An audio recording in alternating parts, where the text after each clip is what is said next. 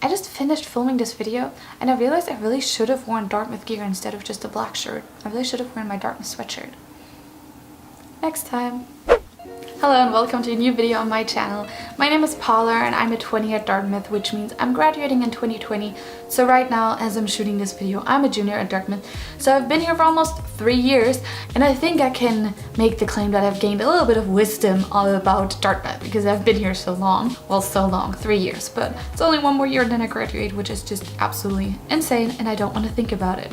But today I just want to answer a few of your questions that I've gotten throughout the last few years. So I just wanted to answer a couple of these questions. I think one of the most popular questions that people ask is, what has been your transition from high school to college life? And I think for me, it's not been that bad in terms of academic work because I did IB in high school and that was just a lot of writing and a lot of work already. So I don't think at Dartmouth is that much more work compared to it. But for that I have to say, I don't take a lot of science classes and I do think that science classes are usually a lot more work. Not saying that econ classes aren't, econ classes are a lot of work too, but I just think that the IB already taught me a lot of like time management skills and writing skills and a lot of things that just really helped me in my academic transition from high school to college. In terms of like social life, I think it was a little bit more complicated because I was at a rather small high school and then like coming to Dartmouth, which is not even like a big college, but there are just so many more people here than there were at my high school. So I felt a little bit lost at first, but I definitely have found my place at Dartmouth now. So it took me a little while, but you know, it will work out. And then in terms of like family, I don't know, for me, of course I guess sometimes miss my family, but I've never been super homesick. I think it's always a little difficult when you go home and then like the first 2-3 days coming back to college are always like a little bit rough because you're just so used to being at home with your family and everything, and then suddenly you're back at college. So I think those are always a little bit rough, but you know, it's not that bad and I don't tend to be super homesick, so it's not too bad. Then another like couple questions were, sorry I'm holding my phone reading those. Is Dartmouth everything that you expected? How much time do you spend studying on a weekly basis? How often do students tend to go home or take road trips to other colleges? So is Dartmouth everything I expected? I think yes, in most ways. Dartmouth has so many resources and I've definitely not been using all of them, and that's like a big goal for my senior year, to try to make even more use of all these resources. It's just like overwhelming because there's so many that I don't even know where to start. In terms of like academics and all of that, it is like what I expected. How much time do you spend studying on a weekly basis? That really depends on my classes. Let's talk about the 3 classes that I'm taking right now. I'm taking Tech 3, which is Business Management and Strategy, which is actually a course from our business school, like our graduate business school that is offered for undergraduate students, which is one of those amazing opportunities. Like, I absolutely love this class. I think it's one of my favorite classes that I've taken at Dartmouth. Last term I took Tech 2, which is Introduction to Marketing, and I also loved that class, and both of those profs have been incredible. It's just those 2 classes are so interesting to me and I really love them. And for that class, for Tech 3, I basically have weekly readings. I have that class twice a week and basically we usually have to read 1 case and then maybe like 1 extra reading. And honestly, that doesn't take me more, like maximum 2 hours if it's like a long case per class. So it's not a lot of work. We also had a midterm, so obviously I had to study more for that. And then we will also have a final case study, so obviously I'll have to do more for that. But on a weekly basis, it's not that much work. And then I'm taking an English class, which is called Game of Thrones, which is just a class I wanted to take for fun because I really like Game of Thrones. Basically in that class we talk about how the book was taken and made into a show. We talk about different adaptation theories and we analyze the characters and everything, which has just been so much fun. And for that class, it's also not a ton of work. Basically, we have to usually watch like 2 episodes per week, do a little bit of extra reading, and then also read some of the book. I mean, every episode is already 2 hours, so I guess that adds up to 2 hours. It does take it quite a while to like read the book, so that's a little bit more time. And then the extra readings are usually just like 1 or 2 short articles, so that's not too bad.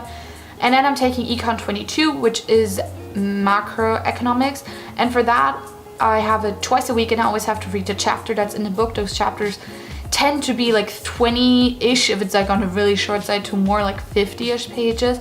That does take quite a while to read it, but I don't have to read it in great detail because the prof does explain it in class. Dartmouth class that required the most work for me was Econ 26, which was Introduction to Financial Markets and Intermediaries. In that class, there are no lectures. You teach yourself everything, and then basically for each class you need to read the chapter, do a problem set, and then in class he calls on people and you have to give your answers to the problem set. It was one of the most terrifying classes of my life. I was so scared of every class because I was always so scared he was gonna cold call on me, and that was a lot of work. It was 3 times a week, and for each class I had to prepare 6 to 8 hours.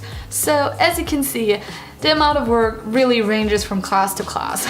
As for the last questions, how often students tend to go home or visit other colleges, I think at Dartmouth not too much because we are in the middle of nowhere, so it's a little bit tough to get away. So I would say that students really tend to stay on campus. I would say on average I might leave campus like for 1 weekend and take a road trip to like Boston or New York. I really want to go to Montreal because that's also not that far away. But I would say usually students just stay on campus. A lot of people also ask about sleep schedules, and I would say that also ranges from student to student. I tend to take my sleep schedule very serious, so I usually go to bed latest 12. Like if I'm asleep at 12, that's late for me. Usually I will go to bed at like 10:45 or even 10:30ish, and then I'll be asleep by like 11:15ish. The thing is, I teach drill in the morning, which is just like this extra class for languages that is taught by students in addition to the classes that are taught by professors, and that's at 7:45 in the morning, so I need to get up at like 7:15, so I need my sleep, so I tend to go to sleep rather early. I would say it is very much possible to have a good sleeping schedule. I have another friend, she does so many different things and she still has a very good sleep schedule, so it is very much possible. It just like depends how you manage your time. Other people ask about like the professors in the classes that you take. I think one of the good things at Dartmouth is that all classes are taught by professors. I've never been in a class that was taught by a TA. Most classes are so small that they don't even have a TA. I've only been in a class with a TA I think 2 or 3 times. Apart from that, it's always taught by the professors, and the professors have weekly office hours that you can go to. They're super accessible. You can always email them. They're very fast with answering the emails. And then Dartmouth also has this really cool program which is called Take Your Professor to Lunch, and you can just apply for, not even apply, you can just request a voucher. You don't have to apply for it. You don't have to go through an application or anything. You just have to request it. And they have a certain number of vouchers throughout the term. So if you do it at the very end of the term, you can't really get a voucher anymore because it's too late. They've all been used up. But you get a voucher and you can take your professor to The Pine, which is one of the nicest restaurants we have in town, and you get, depending on how many students go, I think if you are 1 student you get like $50 for you and your professor for lunch. If you're 2 students and a prof, I think you get $70 or $75. So it's just this cool program where you can ask your professor, hey, let's grab lunch, like let's talk outside of like a classroom setting. My friend and I are taking our professor to lunch next Tuesday, and I'm very excited because it's just like a fun way to kind of get to know your professor a little bit better. And Dartmouth pays for a free lunch, so I mean, who doesn't want that? And then other people also kept asking about the workload at Dartmouth compared to high school work. As I said, I did the IB, and the IB workload was very heavy, so I was prepared for a heavy workload. But as I was explaining before, it just like really depends on the classes you're taking, because there are just some classes that are more work than others. Then one person asked about the worst meal you've had so far. I don't want to complain about Dartmouth dining services too much, but I am eating a vegan diet and I'm allergic to nuts and most seeds, so it's kind of hard for me to eat on campus because most vegan meals have nuts in them. They do have some vegan options, but not that many, and it tends to get a little bit boring after a while because they just keep repeating. So you can eat on campus, but it's not my favorite, so I cook all my meals for myself. Another student asked about the stress culture. I think that again tends to depend on the people that you ask. My number 1 tip is time management, and my number 2 tip is don't procrastinate. I think they go hand in hand. Like if you know you have a huge paper due a week from now, don't wait until the last day to do it. Just like start a little bit now, and if you do a little bit every day, it doesn't feel that bad. That's honestly the best advice I can give you. If you follow that advice, it really won't be that bad.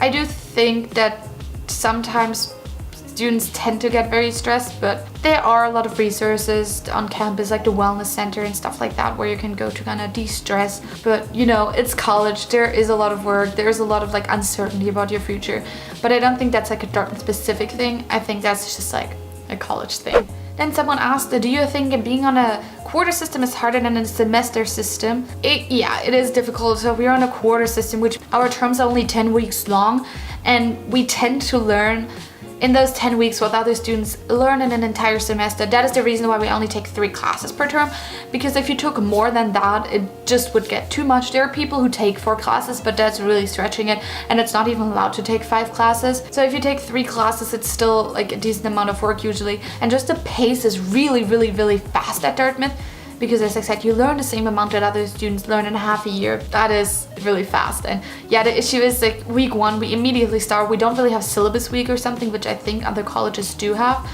So we just kind of start with the material right away. And then with most classes, week 2, the midterms start, and it just kind of tend to go until like week 9. Then you have 1 week off, and then it's already final season. So it is a very fast pace, and it feels like it's just midterm season all the time. One person asked a question that was, how easy was it to make friends and meet people with similar interests? I think that was quite tough for me at the beginning, I've got to admit. I think it really helps if you are in a sports team, or if you have a really big passion and join a club for that. I just didn't really find a club or a team that really fit my interests. For me, the biggest game changer was joining a sorority. All my closest friends are in this sorority now. They're just like my closest friends at Dartmouth, and I'm so glad I joined a sorority because I got to meet people with similar interests than me. Because in a sorority, everyone from campus is thrown in together, so you have people with so many different interests, so you're like bound to find someone that has the same interests as you. I don't want to lie to you, I want to be like honest, and it was quite tough for me to make friends at the beginning. I mean, I did have a lot of like acquaintances and people I would grab like a meal with every now and then, but I didn't really have super close friends, but that changed. And I think you can make it happen because there are so many different clubs. If there isn't a club that fits your interests, you can just create your own. Like my friend and I started a new club because we just had a similar, and we found that there was no club that fit that interest like directly, so we just started a new one. It was a decent amount of work to start it, but it's really doable, so that's kind of fun. Then someone asked what classes you enjoyed the most. Those TUC classes that I was talking about before were probably my favorite classes. They're taught by TUC professors. TUC is our business school here. It's only offered for undergrad, so it's not a mix of undergraduate and graduate students, it's only undergrads, but it's also taught in more of like a business school style, and I really enjoyed those classes. I really like the material we do. In those classes we do a lot of case studies. In TUC 3 we do case studies every single class, and I think it's just like so cool to talk about companies that actually exist and to talk through their problems and think about what they did wrong, what they did well, what we would have done differently. So those are definitely my favorite classes. Someone else asked about dorm life, what types of dorms and halls and rooms we have. So I've done a decent amount of room tours that you can check out on my college playlist, but basically we have this housing system set in place, so you just get thrown into a random house system at the beginning of your college career, and you can't change house system or anything. Every housing community has different residence halls. I was in a housing community where we had what's called mass row, and there were singles, 1-room doubles, which is 1 room with 2 people in it, 2-room doubles I think we had as well, which is 2 rooms that are connected, and both people have their own like room, but they're connected through a door, and you can only get into 1 room when you walk through the other one. And then there are 2-room triples, which is 2 rooms for 3 people. And other housing communities also have something like quads, which is 4 singles with a common room. We also have apartments, but only seniors tend to live in them because it's really hard to get them. Where it's like literally just an apartment, so you have your own kitchen, your own living room and stuff like that. And then I've been living in a sorority for quite a while now, and I really love living in a sorority because our rooms are just so nice, and they're all singles, and a lot of them have double beds, so you can just check out my dorm room tours to kind of see what the dorms look like from the inside. Someone asked, are you still considering the same field of interest or learning towards a different path? Coming into college, I had no idea what I wanted to study. I decided to create my own major, which is film modified with econ, and I've just kind of stuck with that same path throughout my last couple terms, and I knew that I wanted to do something with film. I've always really liked math, but I didn't want to do just math, so I kind of fell into the econ track. Someone asked, is transferring majors easy? I don't know. I think it's quite easy to switch majors. It depends when you're switching your major. If you're switching it very late on and there's just no way for you to take the required classes anymore, obviously you can't do that. But generally, I do think it's quite easy. I don't see why there should be an issue. I haven't switched my major, but I don't see any issues with it. I think it shouldn't be too difficult. So those were just a couple questions that you guys asked me or that I've seen online that I just wanted to address. I really hope you enjoyed this video. If you have any more questions, please leave them in the comments. I would love to do another video with like a Dartmouth Q&A. I just didn't want this video to run for too long, so I'm gonna stop talking now. And I hope to see you all again soon on my channel. And if you're applying to colleges right now, good luck with that. If you've gotten into colleges and you're thinking about which college you want to attend, watch my video about why I chose Dartmouth. And I hope you all have a wonderful day. Bye!